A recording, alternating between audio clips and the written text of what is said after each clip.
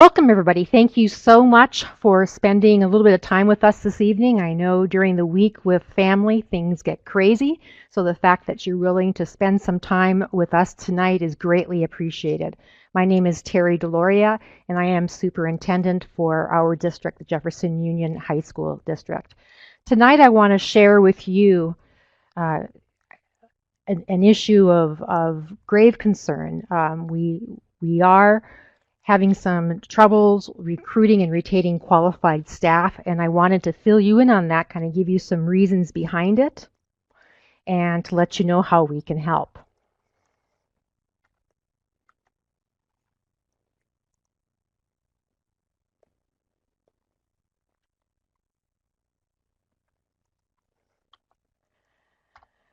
So I need to let you know that our board's top priority, same as for all of our staff, is to prepare all of our students to advance to and through college and careers. And the emphasis here is on all students, not just the top 10%, but we need to make sure all of our students are adequately prepared in high school so they can get advanced training after high school and secure good careers. However, we struggle to attract and retain the very best teachers. And as you know, teachers are the #1 factor in the classroom of whether students learn or not. So it's really important to always be thinking about how we can recruit and retain the very best teachers. Other local districts have more income and can pay higher salaries than our district. So that's one of our top challenges. I'd like to give you an example of some real data. You take a look at this chart. That first column shows you the beginning salary and the maximum salary for a teacher in the San Mateo Union High School District. And the middle column shows you that same amount for the Jefferson Union High School District. And so you can see that for beginning teachers, there's already a difference of about $8,000. And after about 14 years, that difference actually grows to over $21,000. Now, $8,000 might not sound like much of a difference, but if you keep in mind that, and I'm being conservative here, but if we were to take about $7,000 out of that, plus rent, a one-bedroom apartment, that equates to about $26,000 a year, unless you rent a garage or a storage shed. And that leaves about $14,412 that would have to cover any car payments or insurance, childcare, student loans. People like to eat. They like to buy clothes. So you can see, especially for a beginning teacher, this is a struggle. So wouldn't you go to a district that pays so much more? So that's kind of what our district is up against. So 2 essential questions for us to talk about tonight. The first, why do other districts get more money? And the second question, what are we, the Jefferson Union High School District, doing to improve our financial outlook? And to give you some perspective, we had difficulty all summer long recruiting not only teachers, but administrators and other classified staff. Oftentimes people would accept jobs with us, and we were working them through the onboarding process, and then they would get a better offer from another school district. At the current time, we have 2 open positions for math teachers, and we have an opening for a PE teacher.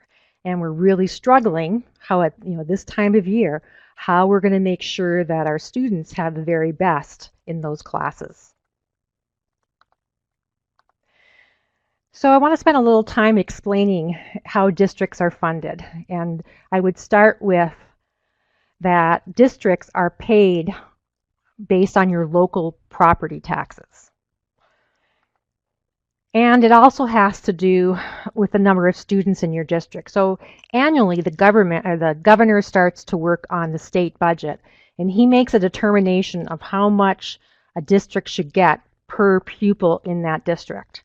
In a way, the governor is determining the size of the cup. And what I'm talking about, if you can look at this picture here, you see the cup on the left that says revenue limit. The cup is the size that the governor decides is what every district should get for their students. And then once that determination is made, the local counties, of course, are collecting property taxes. And if there isn't enough property tax collected from a district's community, then what the state does, and you can see this in the second picture, the state fills it in. So the blue part shows you what the local property tax added to the district budget, and then the pink represents the rest of the money that had to be filled in by the state. And we call this a state-funded system. Most of the districts, we have about 1,000 districts in California. Most of the districts in California are in this kind of a situation where the local property taxes don't fill the cup and the state has to come in behind it and fill it.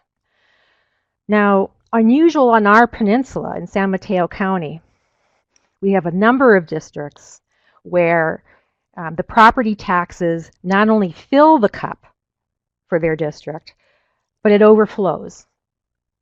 And in this situation, the district gets to keep everything. So we have Jefferson Union, which is on the left, where we don't collect enough property tax, so the state fills it in.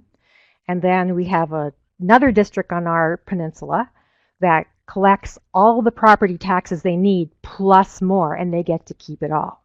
Notice the size of the cup is the same. That's determined by the governor.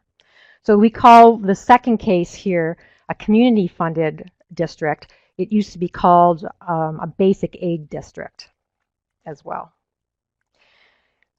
So how do we compare to other districts, especially surrounding us, because that's where we lose a lot of either our existing teachers, they either leave to go to better paying districts, or new teachers who just don't even apply to Jefferson Union. So if you take a look at this, this is based on actual data from the county for last school year for 17-18. And so you can see the San Mateo Union High School District, not too far, south of us, they actually get 172% of what the governor says a district should get. So their cup overflows by an additional 72%. In Sequoia Union, a little bit less, but still 162%, 62% more than the size of their cup. In South San Francisco, 118%. And then you'll see our district, there last year, we did slightly overflow our cup by 7%, but that's unusual. Typically, we don't have enough property taxes and the state has to fill it in for us.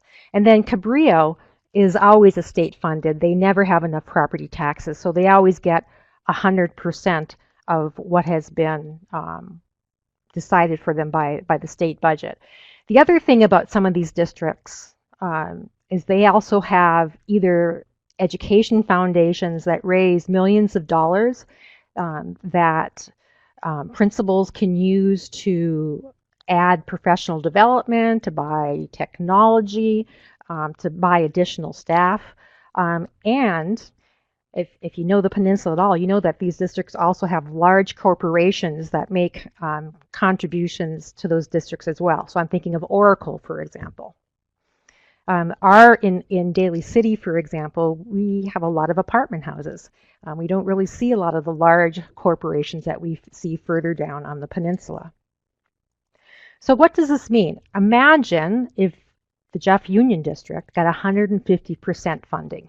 I mean, I would just love that if that were the situation. It's not, I want to be clear, it's not. But that would add about $20 million per year to our general fund.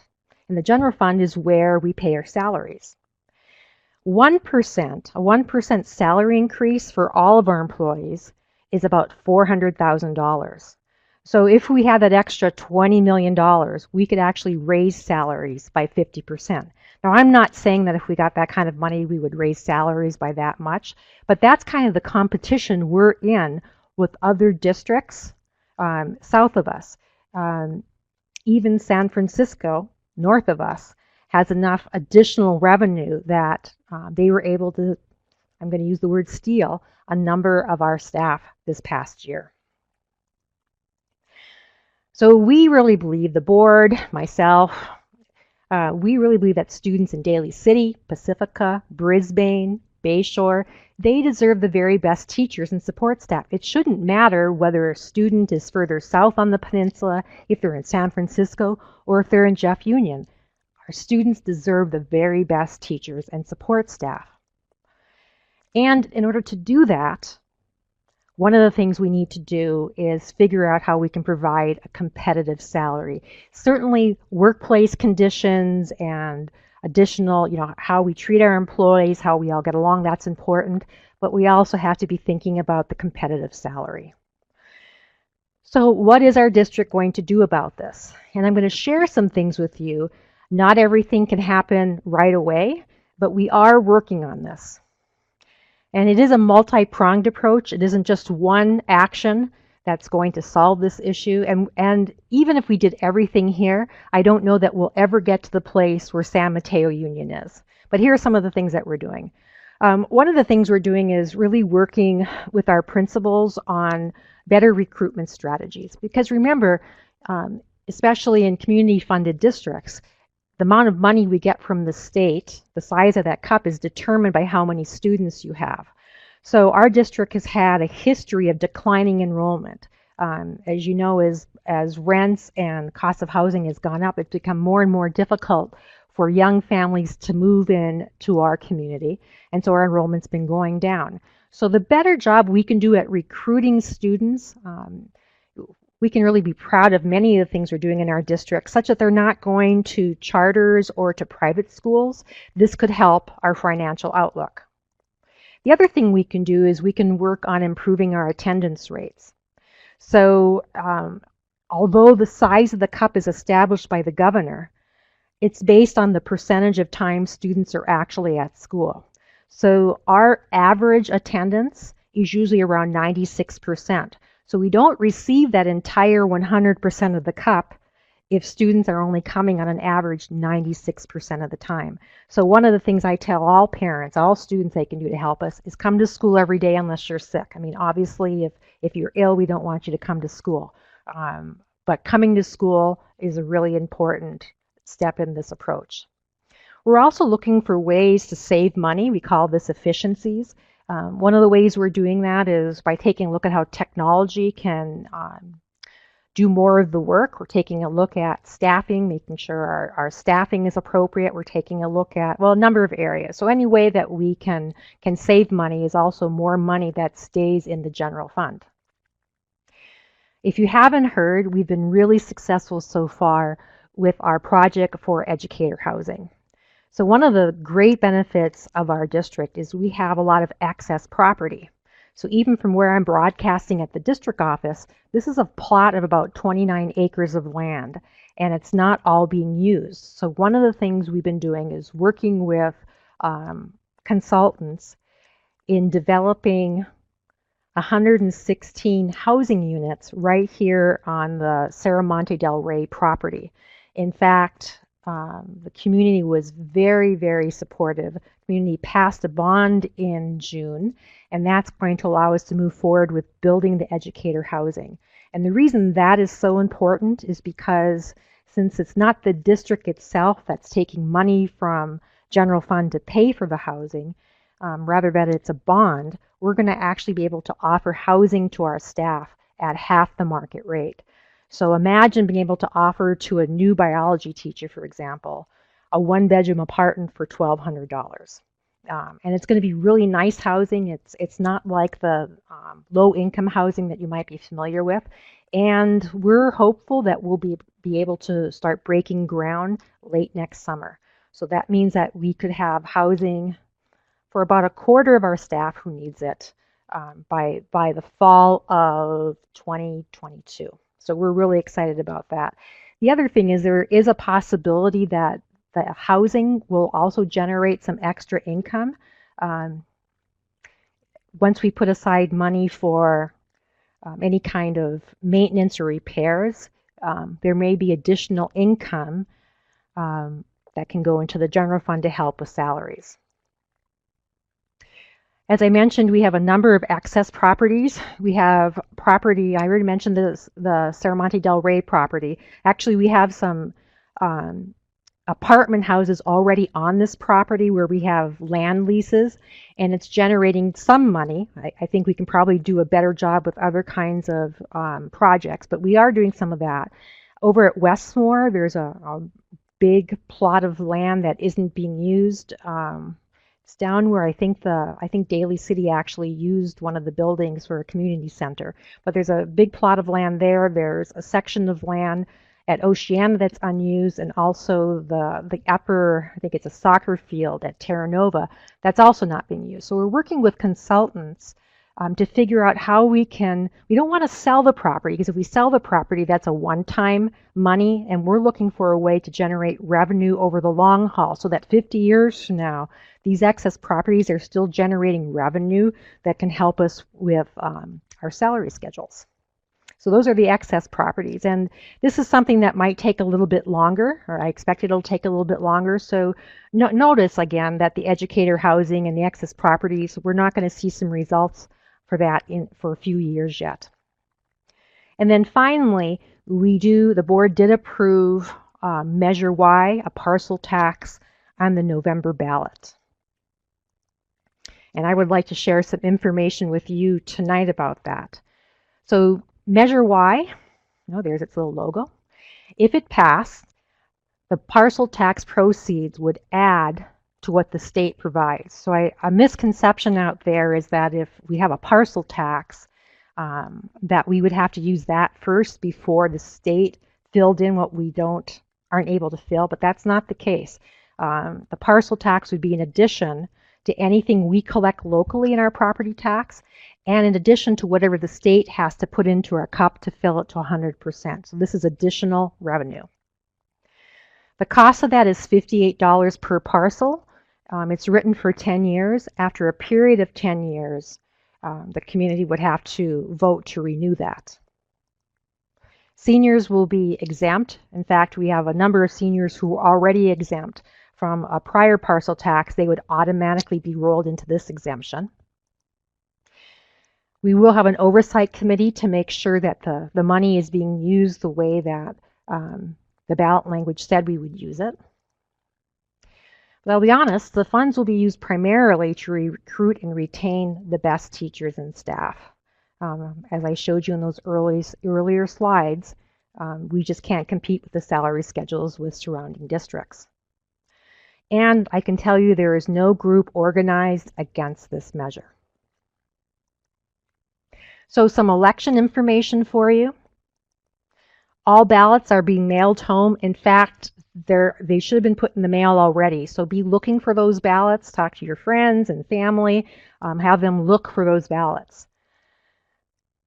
Oh, I already said that. Please complete your ballot. I can't tell you how to vote, but I am asking you to vote. Get that ballot completed.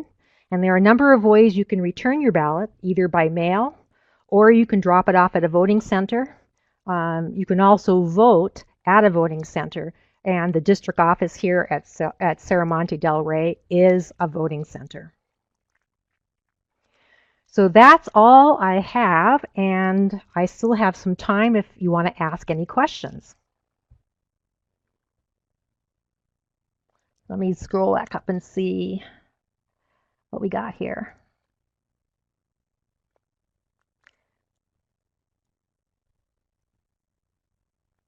So good question from Adriana. One of the things you can do to help is reach out to, I have to be really careful here because I don't want to cross the line in terms of what I'm allowed to say and what I'm not allowed to say. Obviously, other than making sure students are coming to school, that's a really important thing. But any kind of help with the parcel tax, that's another way. When other districts have parcel taxes, people participate to move that forward. There's only 180 days of school days planned, vacation, doctor's appointments, after school. So that's a good point.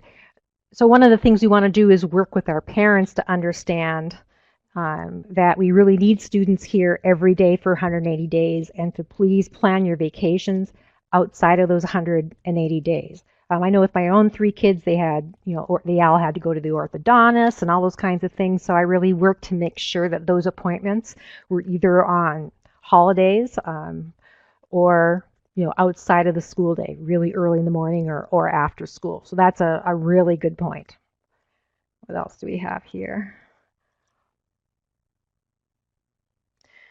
So yes, you absolutely can rally with signs. In general, anybody can have a rally, but it has to be off the campus of the school. Okay, so you can't actually be on the school premises. Let's see, whether to say the population in the San Mateo and Sequoia district is more than any thoughts to review some things being done that Jefferson isn't doing? Um, well, I think one thing that we could do that San Mateo and Sequoia is already doing is we could explore the possibility of having a district-wide ed foundation. And I was involved in that work in Santa Monica, Malibu. It's a lot of work, though. I'm just going to be honest with you. And it's um, because the amount of money that you actually raise through a foundation can vary from year to year. You can't depend on it like you can with a parcel tax or with state funding of some sort.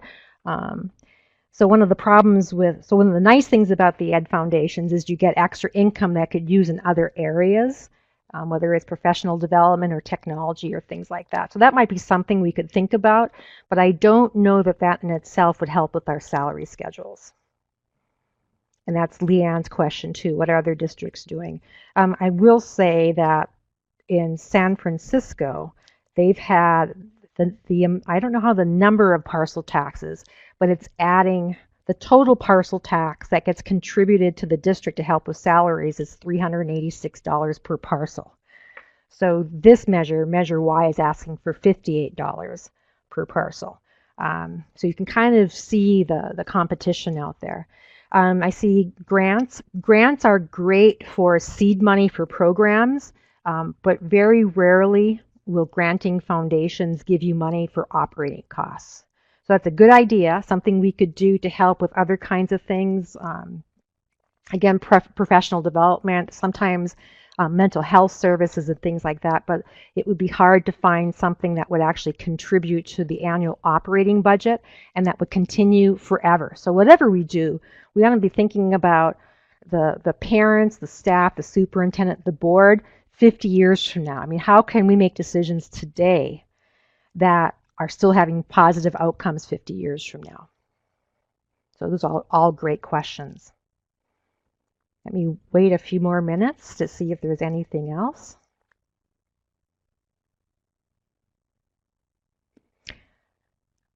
Yes, and actually, so I'm looking at Leanne's question about electronic devices.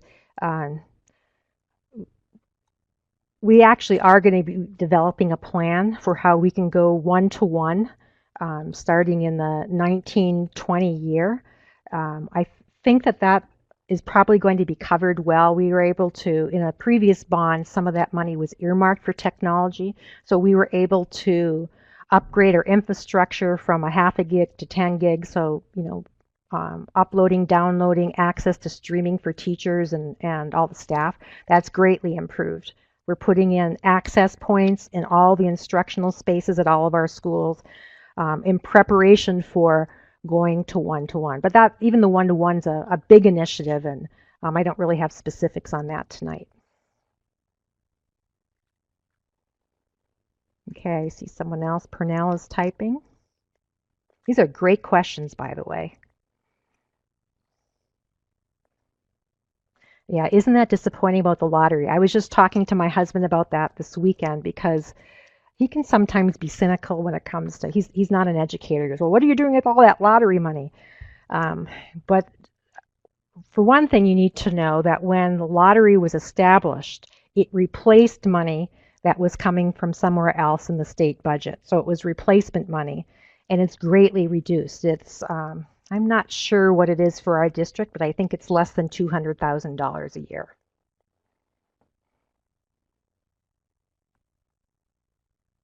Any more questions? Thank you for your comment, Leanne. Well, you were an awesome audience tonight. Thank you. I was a little nervous because first webinar for our district. So again, remind you, please follow us at JHUSD1 so you can keep up with what's going on. There's more information about Measure Y on our district website, and reach out to PTA and union leadership, or you can talk to any of us off campus about the ways you can get involved. Thank you very much, and we will be starting our Spanish webinar in about 5 minutes. Again, I will put this recording on our district website, so please urge supporters, allies at the Jefferson Union High School District to watch it. I'd appreciate it. Thanks, everyone. Have a great evening.